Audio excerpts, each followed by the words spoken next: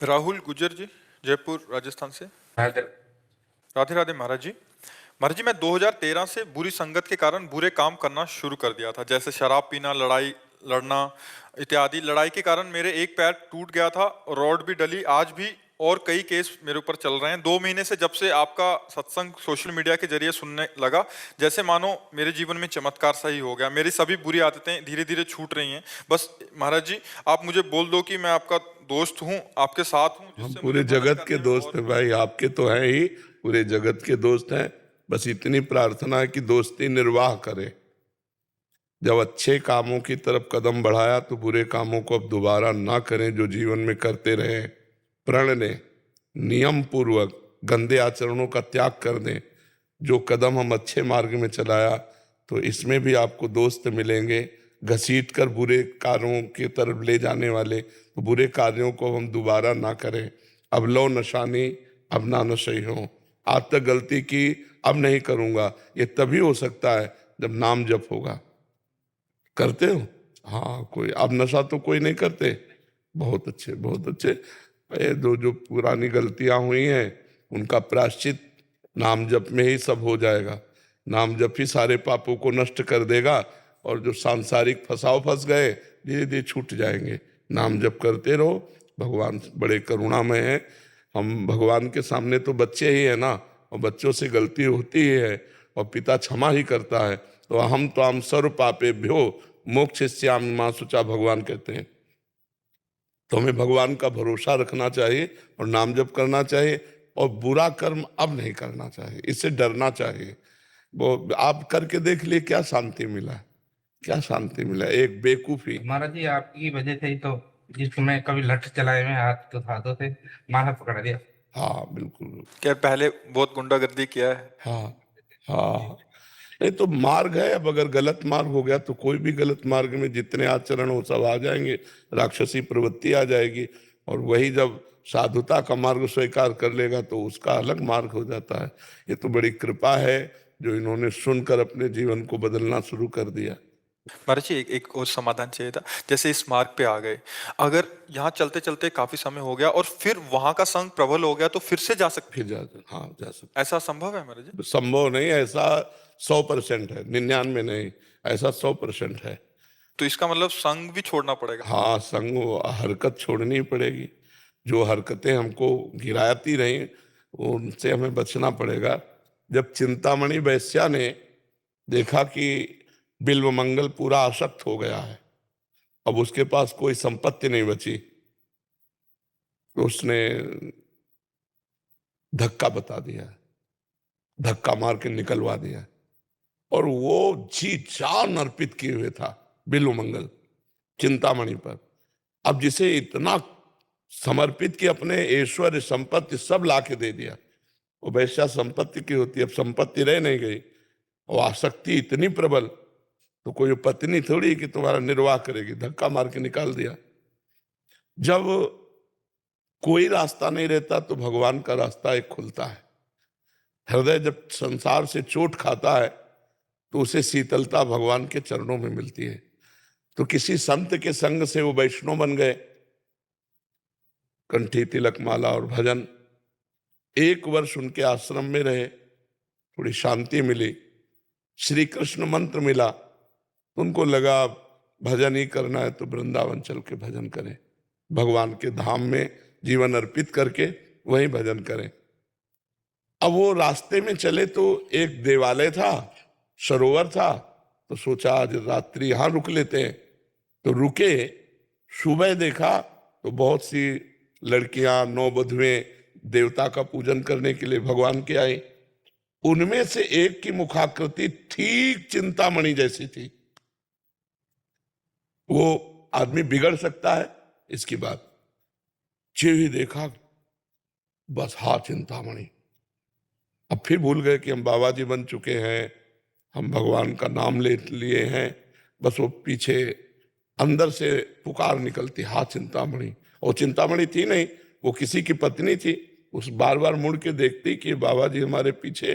वो लंबे लंबे पैर बढ़ाए। अब दिन का समय था तो ज्यादा उसको डर नहीं लगा, लेकिन अपने घर पहुंची, अपने पति से कहा कि ये पीछे जो लगा हुआ है ये कोई नीच पुरुष है, इसकी दृष्टि ठीक नहीं है हमारे ऊपर। वो बहुत सुलझा हुआ व्यक्ति था, धर्मात्मा व्यक्ति था। बाहर निकला तो दरवाजे पे खड़े, तो दृष्टि से देखा वैष्णव तिलक ऐसे। तो कहा, कैसे महाराज? पत्नी ने बता ही दिया था कि हमारे पर गंदी दृष्टि रख करके आया है। तो अतिथि सत्कार बहुत बड़ी वस्तु होती है। गृहस्थी में यदि अतिथि वापस चला जाए तो सारे पुण्य नष्ट हो जाते हैं। तो उसने विचार किया, यदि ये पापी पुरुष है तो भी हमें अतिथि भाव से एक बार इसका सम्मान करना चाहिए। यदि भगवान परीक्षा ले रहे तो मुझे खरा उतरना चाहिए। वो भक्त प्रकृति का पति था। उसने कहा, कैसे आइए विराजिए। अंदर बुलाया, बैठा ला। आप कैसे आए, क्या सेवा करूं? बोले, जो अभी गई कौन है? तो उनका, हमारी अर्धांगिनी पत्नी है। बोले, एक बार भर नेत्र देखना चाहता हूं। बोले, अवश्य अवश्य, ये आपकी मांग है तो मैं अवश्य पूर्ति कर। अपनी पत्नी से कहा, आओ और इसके सामने खड़ी हो जाओ, और जब तक ये देख करके ये न कह दे जाओ तब तक खड़ी रहो। अब आज की पत्नी हो तो बिगड़ जाए, वो धर्मात्मा की धर्ममयी ही पत्नी थी। उनका जो आज्ञा, आई और अपना घूंघट खोला, खड़ी हो गई। बिल्वमंगल जैसे देखे। उनके अंदर जो बात आई वो बड़े जोर की आई कि अरे नेत्रो, तुमने फिर मुझे भगवान के मार्ग से हटा दिया। 1 वर्ष तक गुरुजी ने मुझे संभाला और फिर मुझे वहीं गिरा दिया।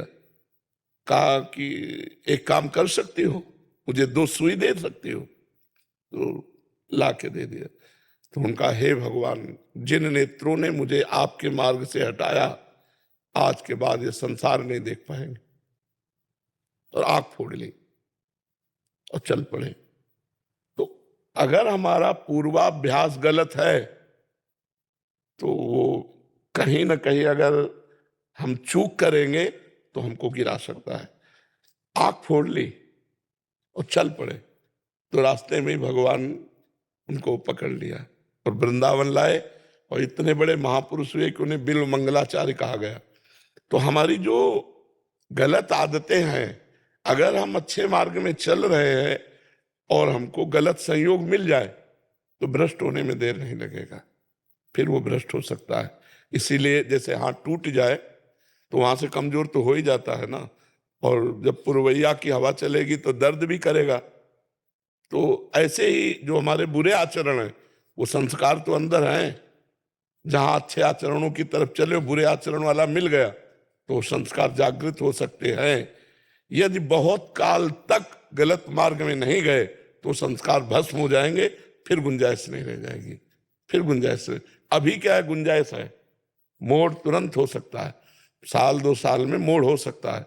और अगर हम निपट गए, निकल गए, तो फिर लंबे समय तक अगर हम पवित्र रहे तो फिर मन कर नहीं, अब नहीं, अब लो नशानी, अब ना नशे हो, ऐसा है। महाराज जी, इसमें एक समाधान, काफी साधकों के ऐसे प्रश्न आते हैं कि जैसे कृपा करके, गुरु कृपा हुई, श्री जी की कृपा हुई, इस मार्ग मिला महाराज जी, हमें तो पता ही नहीं था उस मार्ग में, तो 1 साल बाद, 2 साल बाद फिर संसार की ओर एकदम इसमें प्रभु फिर खींचते हैं क्या महाराज जी? या प्रभु का क्या इसमें महाराज जी? नहीं, एक बार तो भगवान की कृपा जीव पर होती है कि असत मार्ग से हटा दिया, फिर भगवान छोड़ देते हैं।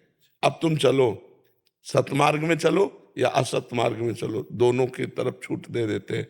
तो जीव का स्वभाव है, अगर वो सतमार्ग में आया, उनके नियमों का पालन न किया, जैसे घर छोड़कर बाबा जी बना, तो उसका नियम है कि अपने घर वालों से संपर्क मत रखो। उसका नियम है कि गुरु आज्ञा जो हो रही उसका पालन करो।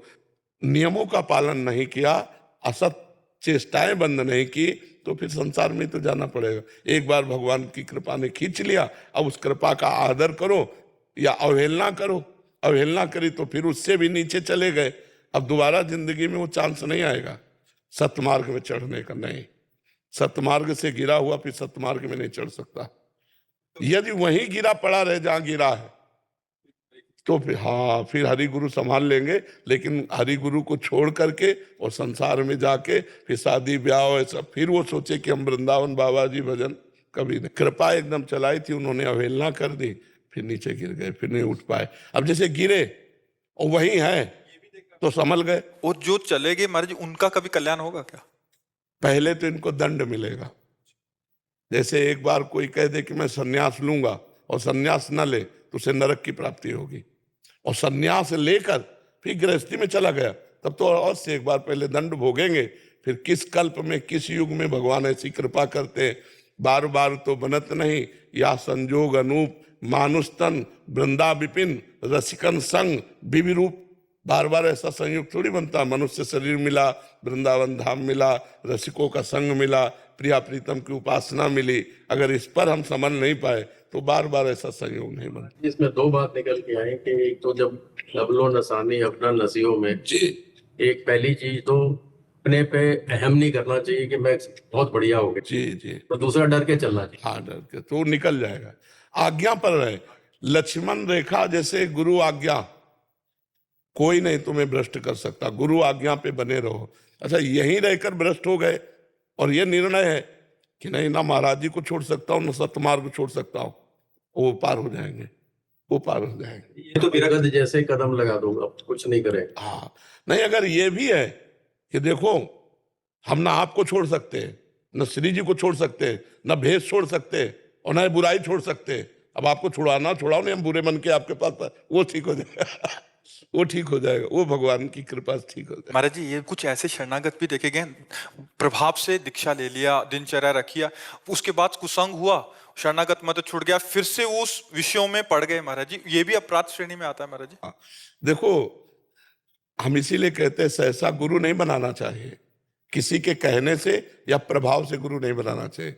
भूख हो गुरु की, गुरु की भूख कब होगी? जब भगवान के मार्ग में चलने की हमारी बात होगी कि हमें भगवत प्राप्ति करनी है, हमें भजन करना है, तो हम अपने दिमाग से गुरु बनाएंगे, फिर उनकी बात मानेंगे। अब केवल फॉर्मेलिटी के लिए तो वो व्यवहार में जहाँ उनका कुसंग हुआ भोगों की, जहां आप गुरु आज्ञा का उल्लंघन करोगे, पाप करोगे, आपका मन हमारी तरफ आने का कहेगा ही नहीं। हाँ, काफी कहते हैं डर लगता है महाराज जी। हाँ, पापवंत कर सहज स्वभाव भजन मोर ते भाव न काऊ, जो पे दुष्ट हृदय सोई होई मोरे सन्मुख आओ की सोई। उसको ये एरिया नहीं आएगा। वो अगर बिहारी जी के दर्शन करने जाएगा तो वो बीच वाली गली से जाएगा, इधर से नहीं आएगा। इतनी उसके अंदर डर, इतना उसके अंदर द्वेषात्मक भाव आ जाएगा। तो भगवान कृपा करे, आज्ञा पे चले और नाम जप करे तो मार्ग खुलता चला जाता है।